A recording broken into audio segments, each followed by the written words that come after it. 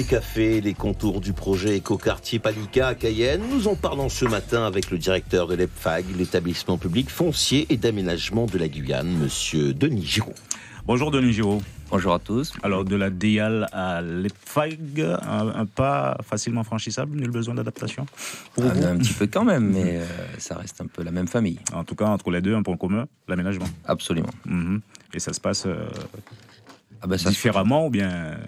Non, c'est le même aménagement, mais disons que l'établissement foncier et d'aménagement le fait. La DIAL l'organise. Alors, en ce sens, vous êtes plutôt plus un aménageur qu'un distributeur de foncier. Comment présenter l'établissement précisément? Alors, l'établissement fait un petit peu les deux. C'est-à-dire que quand on fait un aménagement, c'est-à-dire on part du terrain nu pour livrer des terrains à bâtir, en fait, il y a certains terrains qui vont être destinés, je sais pas moi, à faire des terrains sportifs, des parcs, d'autres des logements collectifs ou d'autres des logements individuels. Et dans ces cas-là, c'est vendu aux particuliers, par exemple. Ce projet Palika sur la bonne voie?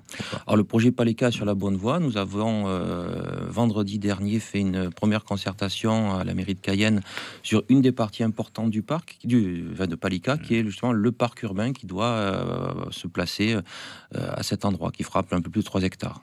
Est-ce qu'on peut le présenter un petit peu plus en profondeur? Tout à fait. Donc le lotissement, enfin la zone d'aménagement concerté de Palika, c'est à la limite entre Cayenne et Montjoly. C'est sur Cayenne, c'est entre la montagne du Tir et la montagne Mont-Lucas, et c'est fait à peu près 15 hectares.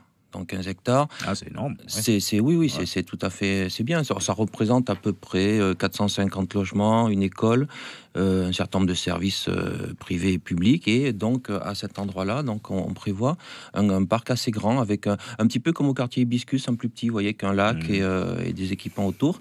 Et la discussion qu'il y avait vendredi, c'était très interactif avec toutes les personnes qui voulaient venir pour réfléchir sur l'aménagement du parc, ce que la population souhaiterait à cet endroit. Justement, c'est essentiel qu'il y ait concertation autour de ce projet?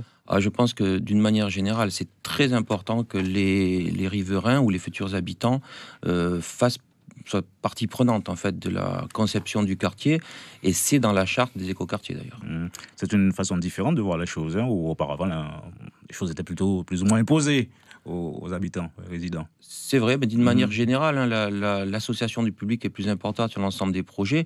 Et moi, je pense que sur les projets de vie, des projets de cadre de vie, c'est d'autant plus important, puisque c'est c'est pas très facile à modifier une fois que c'est fait quand même. Qu'est-ce qu'explique ce partenariat avec l'EPFAG Avec la mairie. Avec la mairie.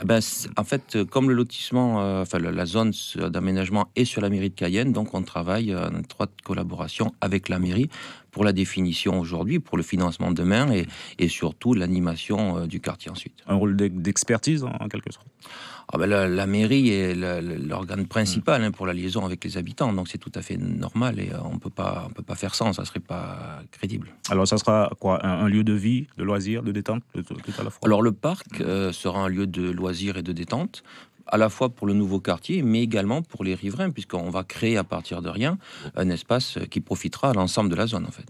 Alors éco, donc cela suppose que l'aspect écologique, environnemental sera très privilégié. Tout à fait, tout à fait. Mais si vous voulez, en fonction de la topographie, de l'environnement, donc on prête une attention particulière à la nature en fait, dans le lotissement, dans le quartier. Donc à Hibiscus ou à Palika, il y aura une attention particulière sur l'eau, puisqu'on a une gestion de l'eau qui est importante pour éviter les inondations. Et une des idées fortes du parc, c'est par exemple, comme ça a été fait à Hibiscus, de pouvoir faire de l'eau un atout avec des plans d'eau, des zones agréables, et pas uniquement des bassins de rétention de crues qui servent à personne et qui sont plutôt des délaissés. Avec les conséquences qu'on a pu voir récemment.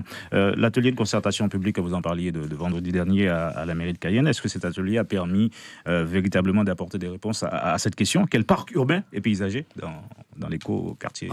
Il y avait 2 groupes qui ont fait 2 projets de parc en positionnant des équipements, des terrains de sport, des carbets, des passerelles, des choses comme ça. Et nous, on va les utiliser pour la suite. Et on fera un rendu à fin septembre à la mairie également. Alors, en fonction des attentes et velléités exprimées, est-ce que cela ne risque pas de modifier, de gonfler l'enveloppe prévue initialement pour ce projet? Alors dans les règles du jeu, il y avait chaque équipement avait un certain nombre de points qui correspondaient en gros au coût, et les groupes ont bien respecté la règle du jeu. Donc voilà, donc je pense pour le parc, on va y arriver. Et l'enveloppe prévue, c'est combien en fait? Alors en fait, sur les 15 hectares, l'enveloppe prévue de travaux d'aménagement, c'est de l'ordre de 10 millions. Donc, on n'est quand même pas un ou deux bancs près, si vous voulez. Franck Lecomte. Les écoquartiers sont des affaires qui marchent bien en Guyane. On a eu déjà des projets ambitieux. Le premier, normalement, c'est bien celui de Remire-Montjoly, près de Vidal. Quand est-ce qu'il devrait voir le jour, celui-ci? Alors, sur le projet de Montjoly, il y a 3 phases de travaux. Donc, la première phase est entièrement terminée, et actuellement, les permis de construire des promoteurs, bailleurs sociaux ou privés, sont en cours. Donc, je pense, des travaux démarrant dès la saison sèche. Et il y avait aussi des lots pour des particuliers qui sont dans le même état, c'est-à-dire les permis de construire sont en train d'être accordés par la mairie. Donc, je pense que les premiers travaux commenceront en saison sèche.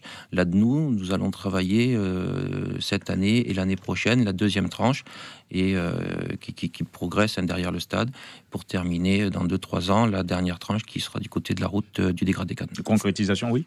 Je voulais savoir si c'est difficile quand on part de zéro comme ça sur ce type de projet, puisque c'est totalement neuf, on ne connaissait pas, il n'y avait pas d'équivalent auparavant.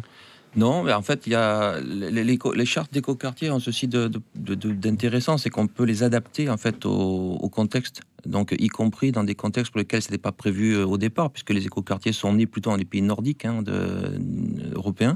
Et en fait, ça marche. Et c'est à la fois une prise en compte des réalités, en fait, tout simplement géographiques, écologiques de la Guyane, mais également une méthode, notamment une méthode de concertation. Concrétisation prévue pour qui? Pour quand? Pour Palika. Pour Palika, on espère démarrer des travaux un petit peu cette année, surtout l'année prochaine, et livrer des terrains à bâtir en 2020-2021 par là. La concertation en attendant se poursuit. Prochaine étape. Alors les prochaines étapes, c'est toujours sur le parc urbain fin septembre, et ensuite il y aura des discussions sur le reste, notamment les logements, le groupe scolaire et d'autres équipements publics. C'est également un endroit où le TCSP doit passer. Donc il y a un travail qui se fait avec l'agglo cette fois-ci, on en parlait tout à l'heure. Donc le bus à haut rendement de transport. Pardon, excusez-moi. Le bus à haut niveau de service, c'est-à-dire un peu le tramway sur pneus qui va être construit, qui est réalisé par la communauté d'agglomération avec qui on travaille également, pour que ce soit bien intégré dans le quartier. Alors TCSP, transport en commun en site propre. Oui, transport en commun en site propre. Presque tout ça arrivé. On va y arriver.